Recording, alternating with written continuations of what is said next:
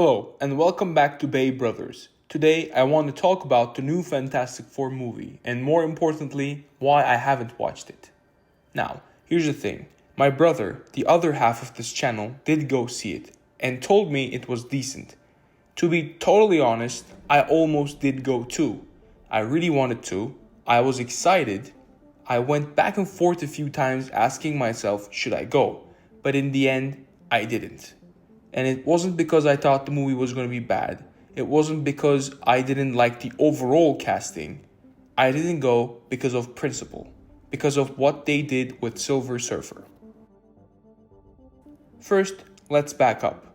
Ever since Endgame, Marvel has taken a direction that honestly just feels hollow. They're focused on pushing out more content, more shows, more characters, more projects, but with way less focus. Instead of aiming for greatness, they went for quantity. And in doing that, they lost the quality, the momentum, and most importantly, the connection with the fans. My discontent isn't about diversity. It's not about me being against new characters. It's about rewriting the core of legacy heroes just to check a box without respecting the story or what came before. Now, in Fantastic Four's case, I actually thought it looked pretty promising. Pedro Pascal as Reed Richards, I know it's controversial, but I think he overall looked the part. And the rest of the casting looked promising as well, so I was cautiously optimistic.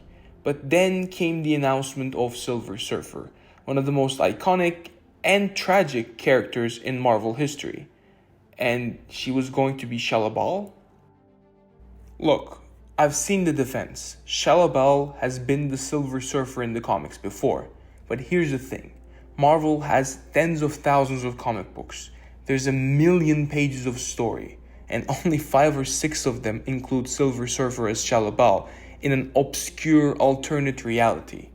That's the kind of thing you use as an Easter egg or an alternate version in a movie.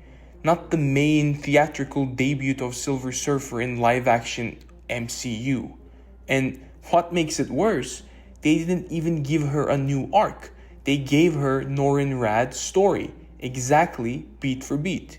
That's not just disappointing, it's a salt in the wound. Because Norrin Radd is a symbolic sacrifice. He gave up everything, his home, his identity, and most importantly, the woman he loved to save his planet and the love of his life. He made a deal with Galactus to become his herald, not gain power, but to prevent the destruction of others, to protect Shalabal. But in the movie, they completely flipped that. 180. Now, she's the one who becomes the Silver Surfer, while Norrin Radd lives a normal life. She suffers eternally while he watches. That's not empowering, that's a betrayal of legacy of both characters. Because being the Silver Surfer isn't glamorous. He doesn't eat, he doesn't sleep, he doesn't get close to anyone. He exists only to serve Galactus, a lonely cosmic ghost riding forever through the void. And now, instead of Norrin choosing that fate to save the love of his life, he basically just lets her walk into it. If they at least said, this is a different Silver Surfer, not replacing Norrin Radd, but introducing a second one with a different origin, I might have understood. Probably still annoyed, but sure. I wouldn't have boycotted the movie, but they didn't. They tried to pass it off as a comic accurate thing because a few pages in Marvel's decades-long history featured Shalabal once in that role. And that kind of argument, that insults fans, even ones like me, because it's in the comics, doesn't make the good story. Everything, one way or another, exists in the comic books. That doesn't mean it should be adapted. If comic accuracy doesn't serve the story, if no one liked that version, then who cares? This is why I didn't go. Not because I hate Marvel now, not because I didn't want to support the overall cast, not because I thought the story would be bad, but because they erased something I care deeply about and pretended it was no big deal.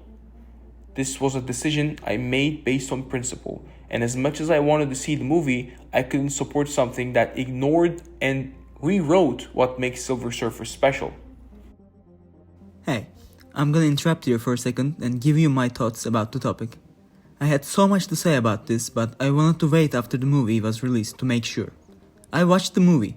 It was an okay movie, not bad, but nothing exciting either. When you went to an MCU movie before, something with the movie would stuck with you. For example, I still listen to the soundtrack of Black Panther. There's nothing of that sort in this movie.